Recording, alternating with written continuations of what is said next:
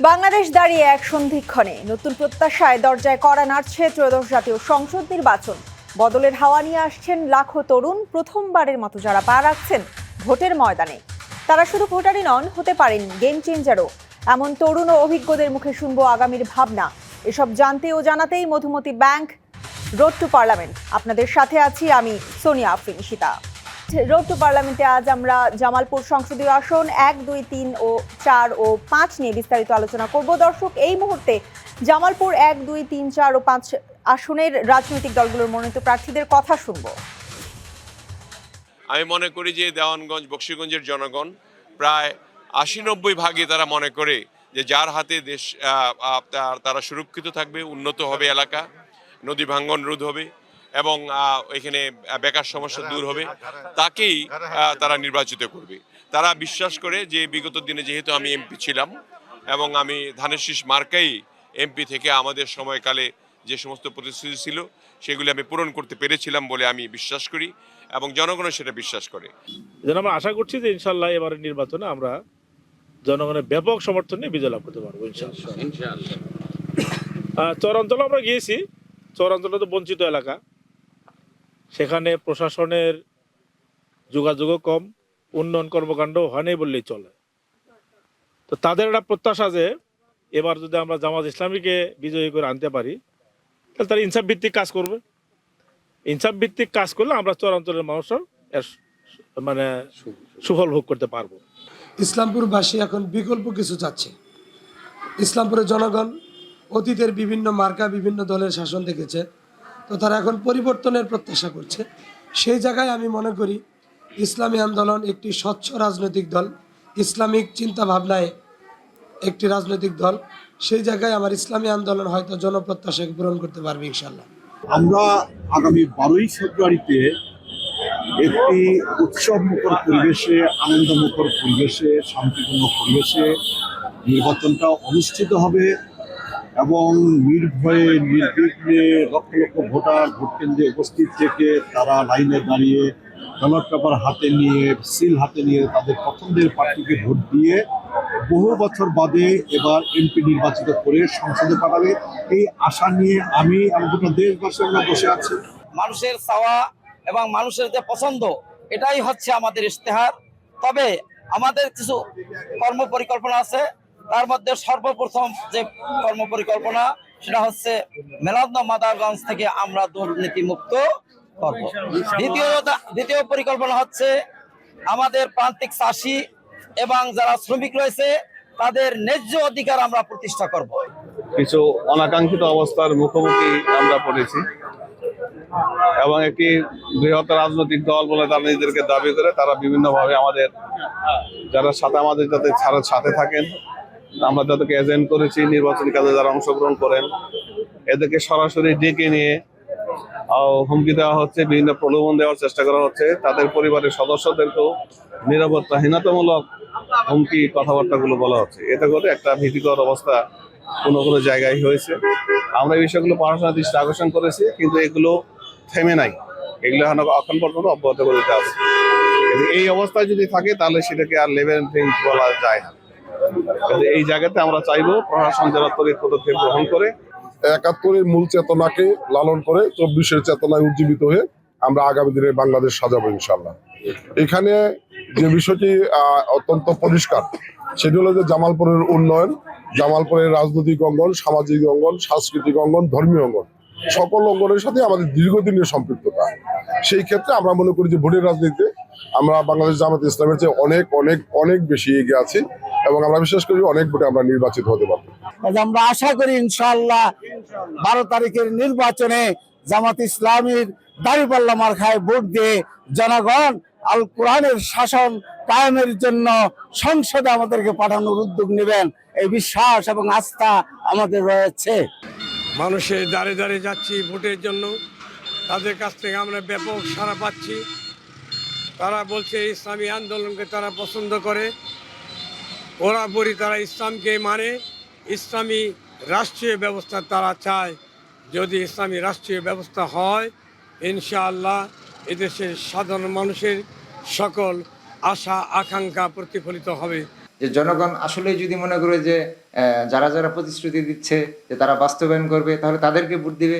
আর আমি একটা কথা বলেছি কিছুক্ষণ আগে, যে আমাদের 8 জন প্রার্থীর মধ্যে সবথেকে সৎ, যোগ্য এবং কি যার মাধ্যমে আমাদের সদর উপজেলা একটি আধুনিক উপজেলা হিসেবে গড়তে পারবো আমি আশা করি যে জনগণ তাদেরকেই ভোট দিবে বা তাকেই ভোট দিবে।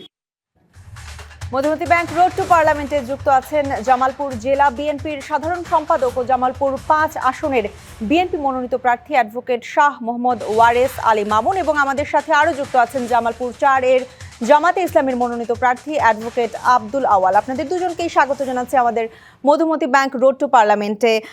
অ্যাডভোকেট আব্দুল আওয়াল, আমি আপনার কাছে আসবো, তবে তার আগে আমি আসতে চাই মোহাম্মদ ওয়ারেস আলী মামুন আপনার কাছে জানতে চাই যে ত্রয়োদশ জাতীয় সংসদ নির্বাচনের তো আর মাত্র 14 দিন বাকি। এই যে নির্বাচনী যে প্রচারণা, সেটির মাঝপথে আছেন আপনারা, কেমন প্রস্তুতি? আলহামদুলিল্লাহ এই নির্বাচনটি দীর্ঘ 17 বছর মানুষের প্রত্যাশিত নির্বাচন, আমাদের সংগ্রামের ফসল এই নির্বাচন, যে কারণে এই নির্বাচনের নিয়ে মানুষের প্রত্যাশাটা অনেক বেশি, যে দীর্ঘদিন পরে তারা অবাধে একটি ভোট দিবে, সুষ্ঠু নির্বাচন হবে, তারা তাদের মতামত প্রকাশ করতে পারবে। এই নির্বাচনকে সামনে রেখে আমরা জনদুয়ারে যাচ্ছি, বিভিন্ন জায়গায় গণসংযোগ করছি, নির্বাচনী পথসভা করছি, প্রচারণা চলছে। আমরা দেখেছি যে মানুষের মধ্যে ব্যাপক সাড়া রয়েছে। বিশেষ করে গত 17 বছর আমরা জনগণের ভোটের অধিকার প্রতিষ্ঠার সংগ্রাম করেছি, দুঃশাসনের দুর্নীতির বিরুদ্ধে সংগ্রাম করেছি। আমরা জনগণের প্রতিটি কর্মকাণ্ডের সাথে নিজেকে সম্পৃক্ত রেখেছি, যে কারণে আমরা দেখেছি যে জনগণের মধ্যে আমাদের নিয়ে ধানের শীষ নিয়ে ব্যাপক উৎসাহ উদ্দীপনা রয়েছে এবং তাদের মাঝে ব্যাপক সাড়া পাচ্ছি। বিশেষ করে মহিলাদের মধ্যে আরো বেশি সাড়া পাচ্ছি আমরা। সেই ক্ষেত্রে আগামী দিনের একটি সুন্দর জামালপুর এবং সুন্দর একটি পরিবেশের প্রত্যাশা নিয়ে জামালপুরবাসী দাঁড়িয়ে শীষে ভোট দিয়ে আমাদেরকে নির্বাচিত করবে। আমরা এটা জনজোয়ার দেখছি এবং জনজোয়ার তৈরি হয়েছে। জি, ওয়ারেস আলী মামুন, আপনি আমাদের সাথে থাকুন। একটু আসতে চাই আব্দুল আওয়াল আপনার কাছে জানতে চাইবো যে ওয়ারেস আলী মামুনের কাছ থেকে তো জানছিলাম যে জামালপুর জেলার যেই বিএনপির নির্বাচনী প্রচারণার অংশ জানছিলাম, আপনার কাছে একটু জানতে চাই যে জামাতে ইসলামী আসলে জামালপুরে প্রচারণা কেমন করছে, তাদের প্রস্তুতিটা কেমন? আলহামদুলিল্লাহ, আমরা বাংলাদেশ জামাত ইসলামী জামালপুর জেলার 5টি আসনে আমাদের পক্ষ থেকে সর্বোচ্চ পর্যায়ের সামর্থ্য এবং শক্তি দিয়ে আমরা জনগণের কাছে ইতিমধ্যে হাজির হয়েছি এবং জনমানুষের কাছে আমাদের যে বক্তব্য, সেই বক্তব্যগুলো তুলে ধরার জন্য আমরা চেষ্টা করেছি এবং নির্বাচন শান্তি এবং শান্তিপূর্ণভাবে সহযোগিতার জন্য এবং ভোট কেন্দ্রে জনগণ যাতে অংশগ্রহণ করে সেই ব্যাপারে আমাদের প্রস্তুতি, আমাদের আহ্বান অব্যাহত আছে। এবং বিশেষ করে নির্বাচন 12 তারিখের নির্বাচন যে ধরনের প্রস্তুতি একজন দল এবং প্রার্থীর পক্ষে থাকা দরকার, সেই প্রস্তুতিগুলো আমাদের পক্ষ থেকে ইতিমধ্যে নেওয়া হয়েছে। তবে এই ক্ষেত্রে আমরা বেশ কিছু বিষয়ে বাধার সম্মুখীন হচ্ছি। এই বাধার সম্মুখীন গুলো আমরা ইতিমধ্যে কিছু বিষয় আমরা দৃষ্টি আকর্ষণ করেছি।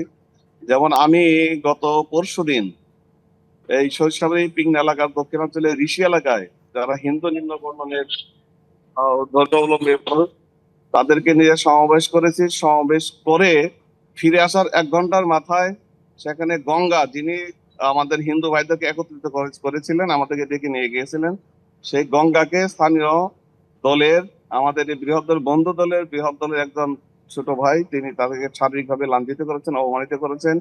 আমরা সেই ডিসি প্রশাসক বরাবর আমরা লিখিতভাবে জানিয়েছি। এই যে আপনার কাছে জানতে চাই যে এটি নিয়ে আসলে প্রশাসনের কাছে অভিযোগ করা হয়েছে কিনা? জি, আমরা লিখিতভাবে আমরা রিটার্নিং কর্মকর্তা বড় বিষয়টি জানিয়েছি। শুধু আরেকটি বিষয় আমরা না বললেই নয়, শুধু এতটুকুর মধ্যে সীমাবদ্ধ নাই, বরঞ্চ সবচাইতে আমাদের জন্য বেদনারই বলতে হবে, আমার প্রতিপক্ষ প্রার্থী যিনি জেলা বিএনপির একজন সভাপতি এবং দায়িত্বপূর্ণ পদে আছেন, আমাদের সরিষাবাড়ি আদ্রা এলাকার একটা নির্বাচনী ক্যাম্প, আমরা সেখানে একটা অফিস ভাড়া নিয়ে কার্যক্রম শুরু করেছি এবং সেখানে শুরু করতে গিয়ে 2 দিনের মাথায়, দ্বিতীয় দিনের মাথায় দেখা গেল যে আমাদের অফিসটি বন্ধ করে দেওয়া হয়েছে। এবং এই বন্ধ করতে গিয়ে আমরা পরে এই ঘরের মালিকের সাথে তার যে কথোপকথন, সেখানে তিনি বলতেছেন যে তাকে ভাড়া দেওয়া যাবে না, কত টাকা ভাড়া দিয়েছো, এই ভাড়ার টাকা 5,000 টাকা ভাড়া দিয়েছে বলে জানায়। তখন সে 5,000 টাকা পরিশোধ করার জন্য পরদিন সকাল 10:30টার সময় তার নিজ কার্যালয়ে দেখা করার জন্য অনুরোধ করে। এর যে রেকর্ড, এই রেকর্ডিংটা আমাদের কাছে আছে এবং এটা আমরা মাননীয় জেলা প্রশাসকের কাছে অভিযোগ দিয়েছি, তাকে শুনিয়েছি এবং ইলেকশন ইনকোয়ারি কমিটি যিনি প্রধান একজন দায়িত্বশীল কর্মকর্তা ম্যাজিস্ট্রেট, তার কাছে আমরা লিখিত অভিযোগ দিয়েছি। কাজে আমরা এই আচরণগুলো হচ্ছে এই একজন প্রার্থী হিসেবে নির্বাচনের আচরণবিধির সম্পূর্ণ খেলাফ এবং পরিপন্থী, এবং একজন প্রার্থীতে বাতিল হওয়ার জন্য যথেষ্ট কারণ। এখন আমরা অপেক্ষায় আছি যে ন্যায় বিচার, আমরা তাদের এই ইলেকশন ইনকোয়ারি কমিটি বিচারক যিনি আছেন তার কাছে আমরা ন্যায় বিচার পাই জি কিনা, আব্দুল আওয়াল, আমি একটু এই পর্যায়ে আসতে চাইবো ওয়ারিস আলী মামুন আপনার কাছে, যে জামাত আসলে বিভিন্ন ধরনের অভিযোগ পেশ করছে যে তাদেরকে নির্বাচনী প্রচারণায় বাধা দেওয়া হচ্ছে। একটু আপনার কাছে জানতে চাইবো যে এই বিষয়গুলো আপনারা কিভাবে সামাল দিচ্ছেন, এবং একই সাথে জানতে চাইবো যে আপনাদের যারা বিরোধী দল আছেন তারা কিন্তু এক ধরনের অপপ্রচার বিএনপি নামে করছে, সেগুলো আপনারা কিভাবে সামাল দিচ্ছেন? দেখেন, আজকে বাংলাদেশের রাজনৈতিক প্রেক্ষাপটে নির্বাচনী মাঠে আমরা মনে করি যে বিএনপির সাথে প্রতিদ্বন্দ্বী যারা, তাদের ভোটের রাজনীতির পার্থক্যটা অনেক ডিফারেন্স আর কি। আমরা ভোটের রাজনীতিতে অনেক বেশি এগিয়ে আছি। সেইখানে বাংলাদেশ জামাত ইসলামী দীর্ঘদিন তাদের স্বাধীনতা বিরোধী একটি তকমা আছে, যেটা আসলে তারা জনগণের কাছে সেভাবে পৌঁছতে পারে নাই। দীর্ঘদিন পরে নির্বাচনে তারা তাদের প্রতীক নিয়ে জনগণের কাছে যাচ্ছে।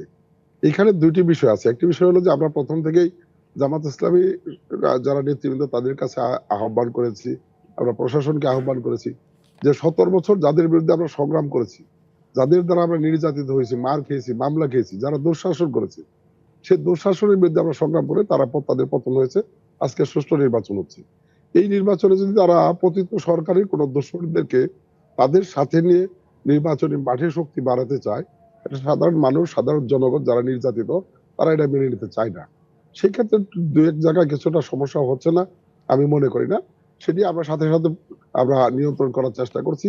জামালপুরে এখন পর্যন্ত বড় ধরনের কোনো ঘটনা ঘটেছে বলে আমি মনে করি না।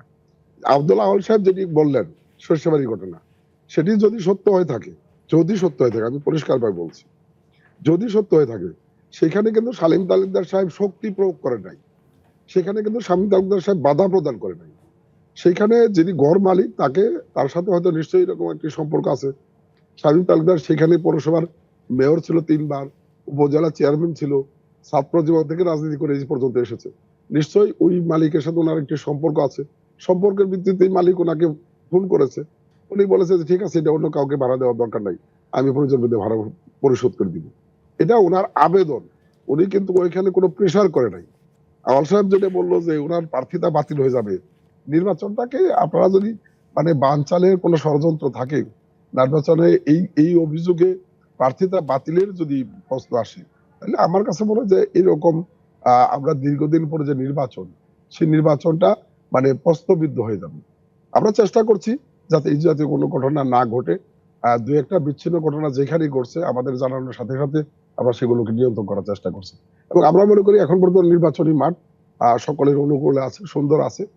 জামাত ইসলামের একই ইউনিয়নে অনেকগুলো অফিস করছে, একই ওয়ার্ডে অনেকগুলো অফিস করছে, যেটা নির্বাচন আচরণবিধির বাইরে। তারপর কিন্তু এগুলো আমরা অবলোক করে একটা সুষ্ঠু পরিবেশের দিকে দাবিত হচ্ছি, যে নির্বাচনটাও হওয়া উচিত এবং জনগণ স্বতঃস্ফূর্তভাবে ভোট দিবে। সে জায়গায় আমি আহ্বান করবো যে অভিযোগের রাজনীতি থেকে বেরিয়ে এসে প্রকৃতপক্ষে আমরা জনগণের কাছে যাই, জনগণের মতামত নেওয়ার চেষ্টা করি, জনগণের ভোটের প্রতিফলন করানোর চেষ্টা করি। জি ওয়ারিস আলী মামুন, আপনি আমাদের সাথেই থাকুন। আমি একটু আবারও আসতে চাই আব্দুল আওয়াল আপনার কাছে।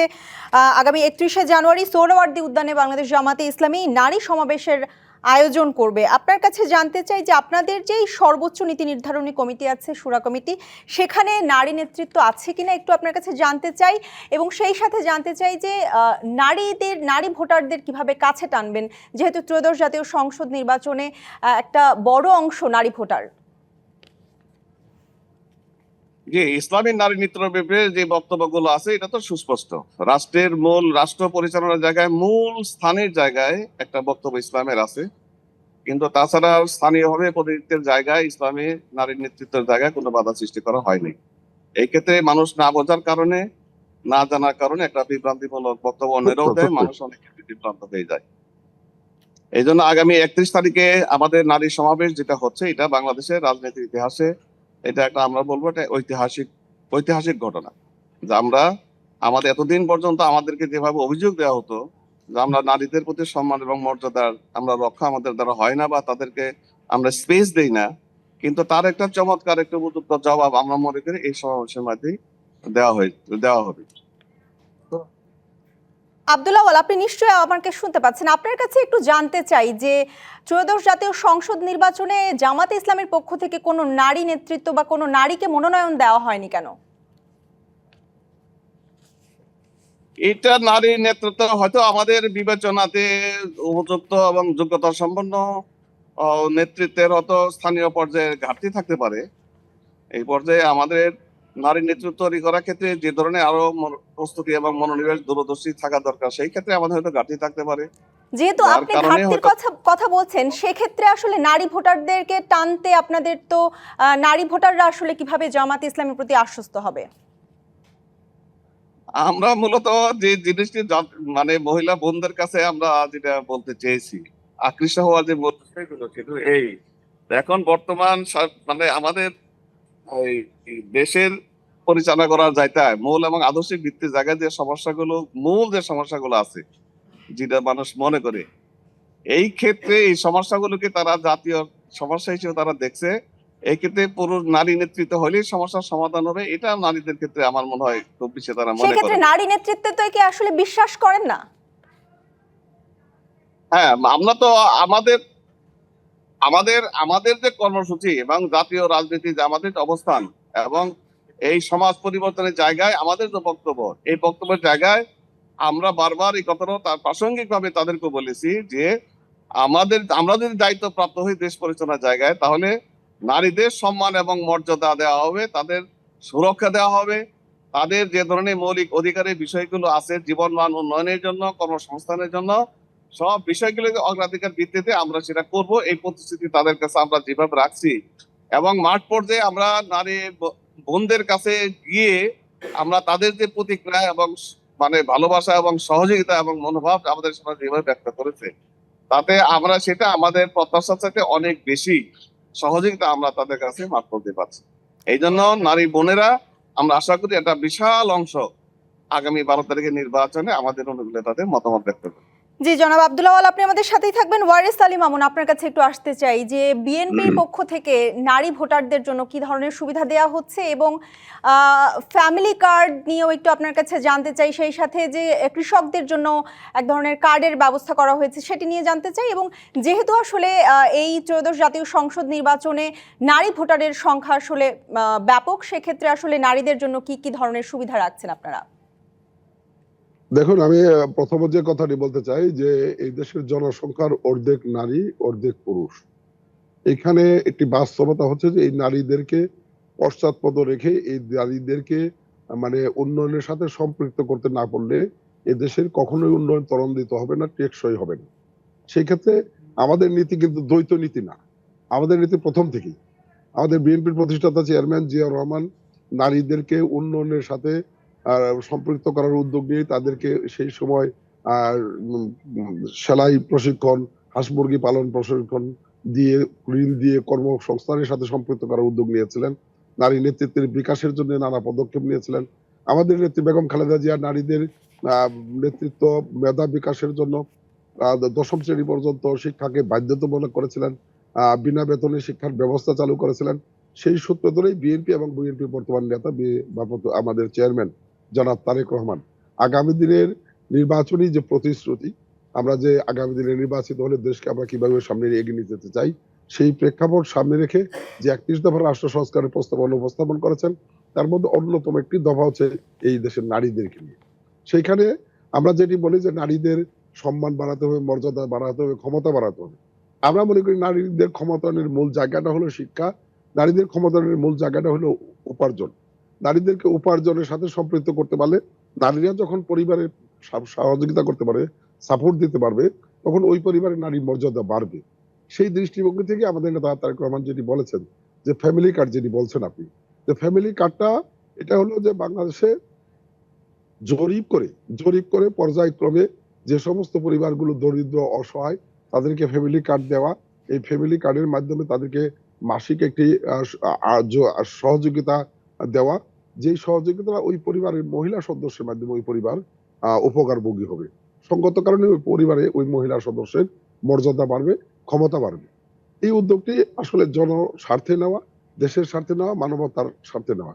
আমরা মনে করি যে এটা আসলে বিএনপির নতুন কিছু না, বিএনপির দীর্ঘদিনের নারীদের নিয়ে যে কার্যক্রম, সেই কার্যক্রমের অংশ হিসেবে এটা আগামী দিনের একটি চিন্তা পরিকল্পনা। পাশাপাশি যে কথাটি জামাত ইসলামের যে অধ্যাপক আব্দুল আওয়াল সাহেব, অ্যাডভোকেট আব্দুল আওয়াল সাহেব যেটি বললেন, উনি কিন্তু দ্বৈত নীতি ওনার কথাতেই পরিষ্কার। উনি নারীর নেতৃত্বের বিকাশ ঘটাতে চান না, কিন্তু নারীদেরকে মর্যাদা দিতে চান, ক্ষমতা দিতে চান। উনি নারী নেতৃত্বের বিকাশ ঘটাবেন না, নারীদের মর্যাদা দিবেন, ক্ষমতা দিবেন, এটা মুখ দিয়ে বললে হবে না, এটার বাস্তবতা থাকতে হবে। সেই বাস্তবতা আমরা মনে করি যে ওনারা এক এক সময় এক এক রীতি অবলম্বন করছেন। ভোটের প্রয়োজনে আপনি ইসলামী আইনের কথা বলছেন, আবার হিন্দুদের কাছে গিয়ে আপনারা কীর্তনে গান বাজনা করতেছেন।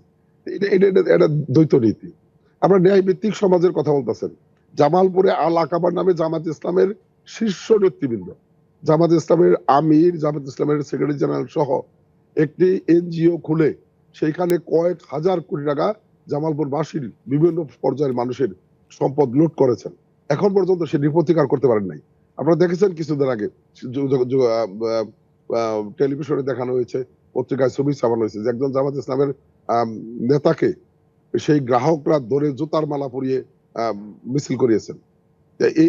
এটা ন্যায় ভিত্তিক, ইনসাফ ভিত্তিক সমাজ প্রতিষ্ঠার যে যাত্রা, সেই যাত্রায় জামাত ইসলামের সাথে এই কথাগুলো সংগতপূর্ণ না। তারা মূলত ভোটের রাজনীতি এই কথাগুলো মানুষকে বলার চেষ্টা করছেন। আমার কাছে মনে হয় সেটি মানুষের কাছে খুব বেশি। জি, ওয়ারিস আলী মামুন, আপনার বক্তব্য একদমই পরিষ্কার। আপনাদের দুজনকে অসংখ্য ধন্যবাদ আমাদের আজকের মধুমতি ব্যাংক রোড টু পার্লামেন্টে সময় দেওয়ার জন্য। লক্ষ লক্ষ তরুণ প্রথমবারের মতো যারা পা রাখছেন ভোটের ময়দানে, তারা শুধু ভোটারই নন, হতে পারেন গেম চেঞ্জারও। এবারের সেগমেন্ট তারুণ্যের ভোট।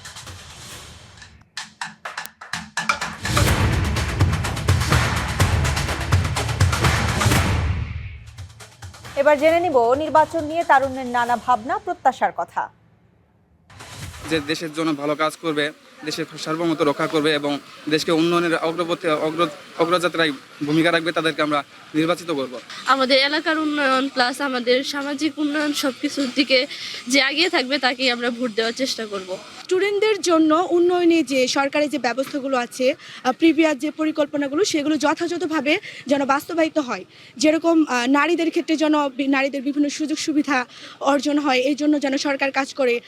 আমি এমন একজন প্রার্থীকে চাই যিনি ন্যায় ইনসাফ প্রতিষ্ঠিত করবে এবং আমাদের যে বেকার সমস্যা, আমরা জানি আমাদের দেশে বেকার বেশি, এই বেকার সমস্যা সমাধানের জন্য যারা কর্মসংস্থান তৈরি করার আশ্বাস দিবে, আমরা তাকে ভোট দেব। আমি এমন একজনকে ভোট দিতে চাই যে জামালপুর বা আমাদের এই দেশের বেকারত্ব সমস্যা দূর করবে।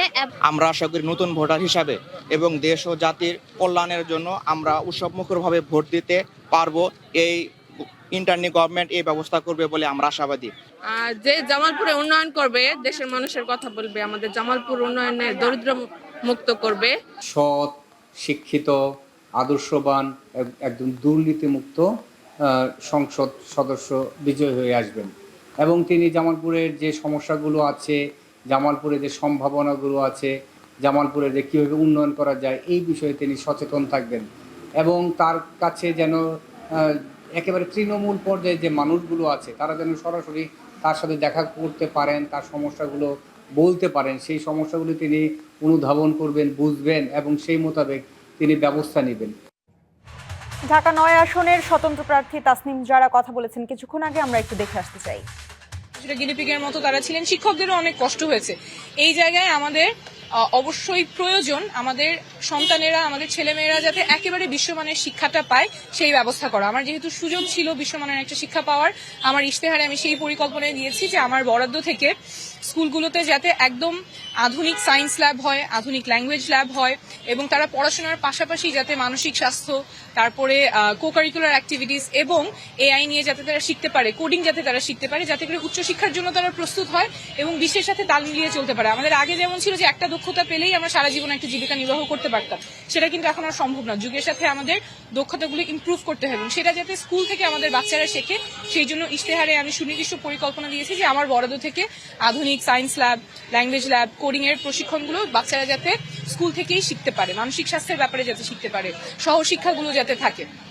এবং আরেকটা কথা, একটু আগে একজন বলছিলেন যে ওনার ছেলেমেয়েদেরকে উনি পড়াশোনা করিয়েছেন, বড় ছেলেটা গ্রাজুয়েট হয়েছে কিন্তু এখনো চাকরি পাচ্ছে না। বেকারত্বের সমস্যা এখানে প্রকট, আমার এলাকায় বেকারত্বের সমস্যা প্রকট। এখানে সবাই ছেলেমেয়েদেরকে পড়ানোর চেষ্টা করেন কিন্তু তারপরে দেখা যায় যে মেধা আছে কিন্তু পুঁজি নাই। সেই ক্ষেত্রেও আমার ইশতেহারে খুব সুস্পষ্ট পরিকল্পনা আছে, বরাদ্দ থেকে আমি স্টার্ট আপ ঢাকা 9 একটা সিড ফান্ডিং এর ব্যবস্থা করব, যাতে করে এই যাদের পুঁজিতে সমস্যা হচ্ছে সহজে যাতে স্টার্ট আপ সিডিং ফান্ডটা যাতে তারা পায়। এছাড়াও আমাদের যারা ঘরে বসে কাজ করতে চাচ্ছেন অনেকেই আছেন, আমাদের ওয়ার্কিং মাদার আছেন, তাদের জন্য ওয়ার্ড ভিত্তিক একেবারেই বাস্তবসম্মত মূল্যে ভর্তুকি দিয়ে হলেও ডে কেয়ার সেন্টার, যাতে করে কর্মজীবী মায়েরা তাদের কাজটা করতে পারেন। এবং যারা ঘরে অনেকেই আছেন ঘরে থাকেন কিন্তু তারা কিছু কাজ করতে পারেন, তাদের জন্য ই কমার্সের প্রশিক্ষণ এবং মার্কেট প্লেসটা, দোকানে এসে অনেকে হয়তো স্বাচ্ছন্দ্য বোধ করবেন না, ঘরে বসেই যে ব্যবসাগুলো তারা করতে পারেন সেই জায়গায় প্রশিক্ষণ দেওয়া, ই কমার্সের প্রশিক্ষণ দেওয়া, মোবাইলের ক্ষেত্রেও যাতে মার্কেট প্লেসের অ্যাক্সেস থাকে। তো এইসব সুনির্দিষ্ট পরিকল্পনা আমাদের ইশতেহারে আছে, এগুলো নিয়ে কথা। নির্বাচন এলেই জমে উঠে চায়ের আড্ডা, নানা বিষয়ের যুক্তিতর্ক, সেই সব নিয়ে ভোটের আড্ডা।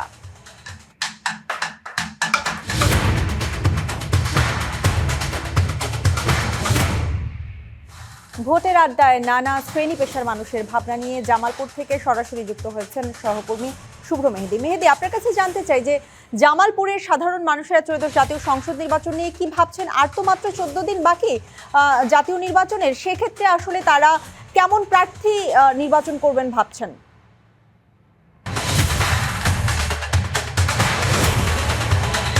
নির্বাচনের সময় যতই ঘনিয়ে আসছে, জামালপুরের 5টি সংসদীয় আসনে যে প্রার্থীরা রয়েছেন তারা কিন্তু ভোটারদের মন জয় করতে নানা রকম প্রতিশ্রুতি নিয়ে কিন্তু ভোটারদের দ্বারে দ্বারে যাচ্ছেন এবং ভোট প্রার্থনা করছেন। এই দিক দিয়ে যে ভোটাররা রয়েছে তারাও কিন্তু উৎসব মুখর একটি ভোটের জন্য মুখিয়ে রয়েছে।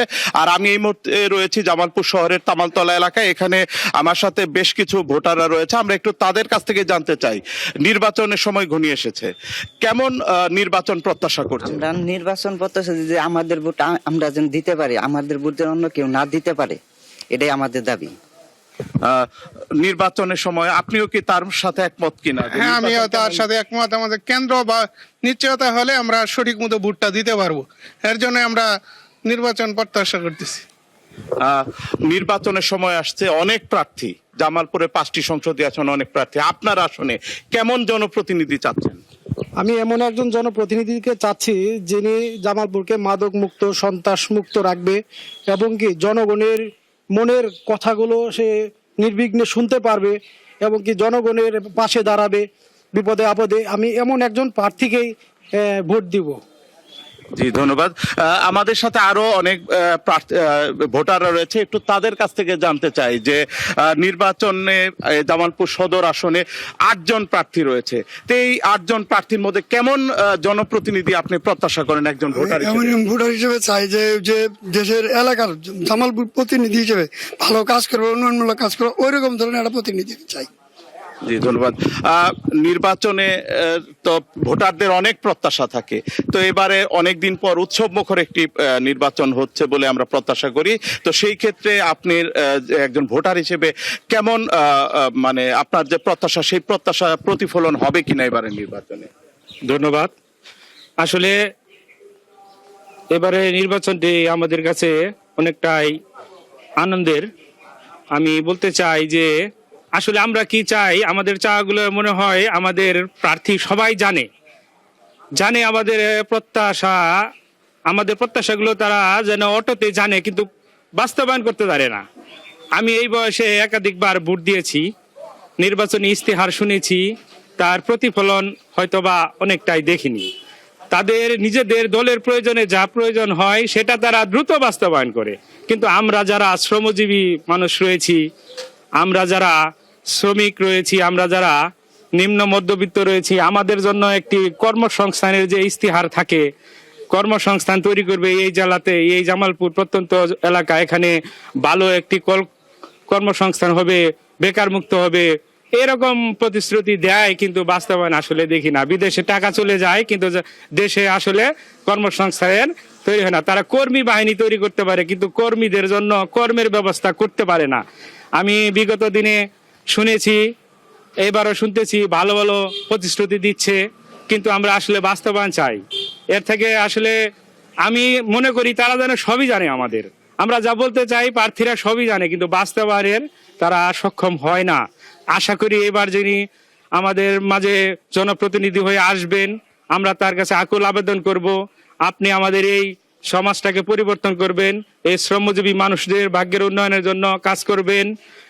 এখানে যারা এই অপরিষ্কার ও পরিচ্ছন্ন যানজটযুক্ত জামালপুর রয়েছে সেটা সুন্দরভাবে পরিচালনা করবেন।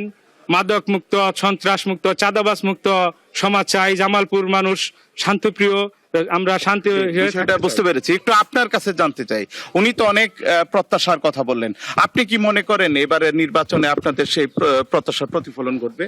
এবারে নির্বাচন মনে করলেন ভালো হবে। এবারে নির্বাচনটা আমারটাই ভালো লাগছে। মনে করলেন বেগে বুট সুন্দরভাবে দিবা চাইতেছে, মনে করলে তোমরা বুট দিলে দানের শেষের মধ্যে বুট দিবা, বুটটা ভালো লাগবো। জি, বুঝতে পেরেছি। একটু আমার সাথে আরো অনেক সাধারণ ভোটাররা রয়েছে, একটু আপনার কাছ থেকে জানতে চাই এবারের নির্বাচনে কেমন জনপ্রতিনিধি চাচ্ছেন, কেমন নির্বাচন চাচ্ছেন? আমরা এই নির্বাচন চাচ্ছি সুষ্ঠু, অবাধ, নিরপেক্ষ নির্বাচন চাচ্ছি। আমাদের মাঝে যে প্রার্থী আসবে আমাদের মনের কথা বুঝবে, তারে আমরা ভোট দিব। জি, ধন্যবাদ। আমার সাথে আরো বেশ কয়েকজন ভোটার রয়েছে, একটু আপনার কাছে জানতে চাই যে এবারে নির্বাচন নিশ্চয়ই আপনার অনেক প্রত্যাশা আছে একজন ভোটার হিসেবে, তো আপনার এবার প্রত্যাশা কি প্রতিফলন হবে কিনা? অনেক সুস্থ হবে আশা করি। আমরা কেন্দ্রে যাই যাতে আমরা গন্ডগোল না দেখতে পারি, আমরা সুস্থভাবে ভোট দিতে পারি। জি, ধন্যবাদ। আসলে ঈশিতা, এখানকার যারা ভোটার রয়েছেন তারা কিন্তু আসলে তাদের যে প্রত্যাশা, তারা সাধারণ মানুষ হিসেবে তাদের নিরাপত্তা তারা নিশ্চিতের দাবি করছে, বিশেষ করে ভোট কেন্দ্রে যাতে তারা নিরাপদে যেতে পারে, তাদের যে ভোটাধিকার সেটি যাতে প্রয়োগ করতে পারে, তারা সেই প্রত্যাশা করছে। এবং জনপ্রতিনিধিরা যে ধরনের প্রতিশ্রুতি দেয়, নির্বাচিত হওয়ার পর যাতে তাদের সেই প্রতিশ্রুতি বাস্তবায়ন হয়, সেই প্রত্যাশাই তারা করছে। মেহেদী, আপনাকে ধন্যবাদ। মধুমতি ব্যাংক রোড টু পার্লামেন্টে এই ছিল আজকের মতো। আগামীকাল দেখা হবে একই সময়ে। ভালো থাকুন।